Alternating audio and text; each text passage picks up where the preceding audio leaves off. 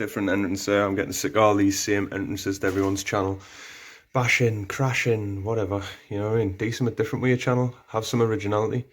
Anyways, part 2, I'm going to do the drivetrain. I've already got a video out on diffs, so there's no point in us doing diffs again.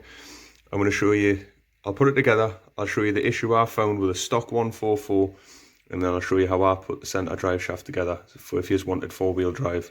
So we're going to get on with that today. Well, let's get cracking. I'll do the drivetrain and stuff, but before I do, I'm going to put these on, which are the steering posts. So you can see them there. One's got a little shelf on. That will be on the left hand side there. The straight one here, that will be on the right hand side down there. And then that will be for your servo saver. So I'll Loctite them on and then we'll get back to the drivetrain. There's the steering posts on, looking nice.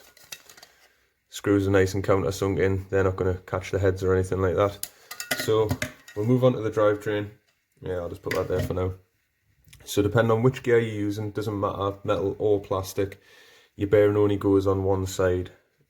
So just stick it on now straight away so you aren't forgetting it. Same with these here, you've got 2 bearings to go on each input gear, that's what I'd call it. So we'll just put those bearings on straight away. Slide the back over with the bearing facing forward.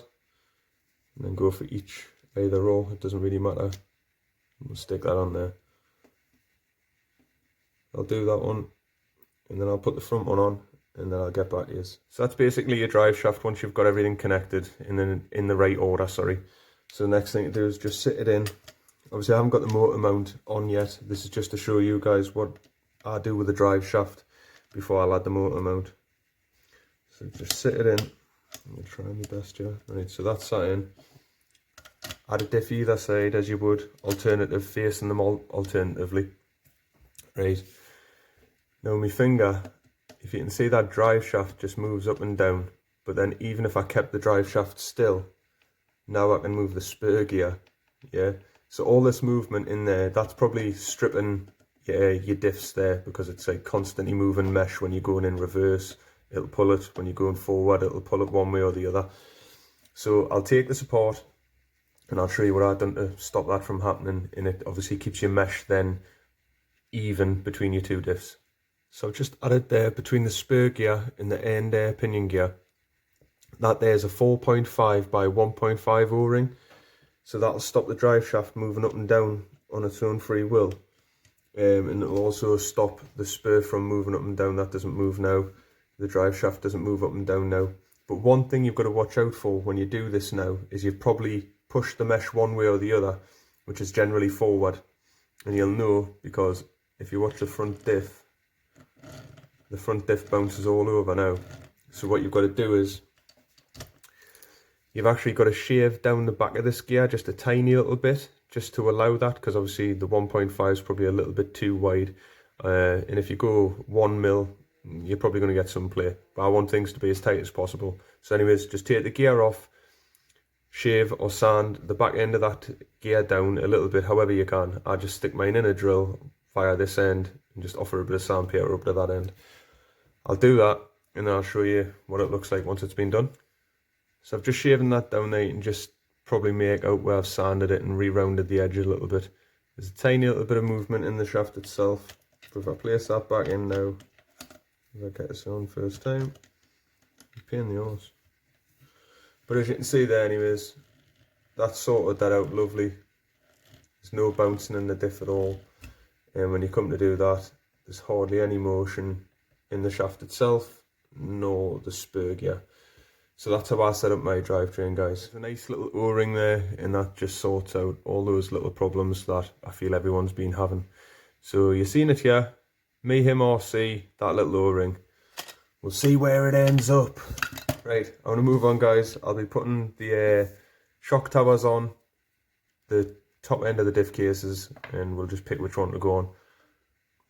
So I've just got the front shock tower here, and as you can see on the diff casings, they've got all these crazy stuff on there, and you can only fit it one way. It's on the flat.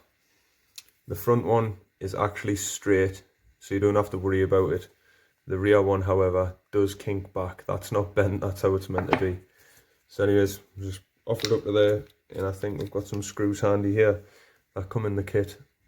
So they've got those threads on there, they seem to work fine.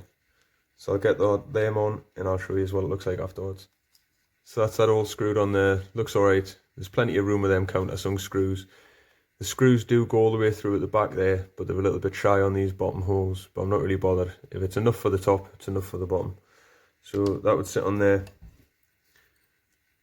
The rear one now would be the same, but the flat, or should I say, the curve would be kinking out over to the flat, if that makes any sense. So the curve would be facing the rear of the car.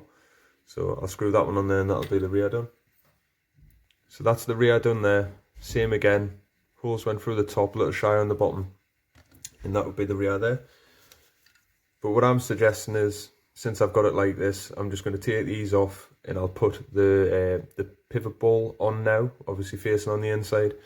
Same with the front, it's easier to hold, so I'll just take that off and I'll put the pivot ball in facing inwards. So when you're putting your pivot balls on, just add a tiny little bit of Loctite to them. It's going to help it in the long run. Oh yeah, and by the way, so here's some crack for you. I've been on to suppliers about these pivot balls, right? And every supplier that I've contacted now, they just don't get what I'm meaning. I could put pictures up of the conversations that I've had with them, but really it's absolutely pointless. None of them want to work with us or anything like that. They're just saying, look, to buy it, and then if it comes out the wrong piece, just let me know and we'll keep sending you the wrong fucking item, really. I've showed them pictures, all the rest of it, sent them, done all that legwork like everybody expects you to do, and not one of them will work with us. They're just saying, keep buying orders, the advert's right, and I'm like, look, it's not, you know what I mean? People have been telling us, I bought them myself, they're the wrong balls, can you please send us them out, and I'll pay for them, whatever. But they're not having any of it, so the build's going to be on hold, or I'm just going to have to nick parts off the other 144. But anyways, that's the rear one done. I'll stick that on there like that, and that would be me looking pretty flash. I think looks alright. So if you like that one, like, comment, share and subscribe. As always, I'll catch you in the next one.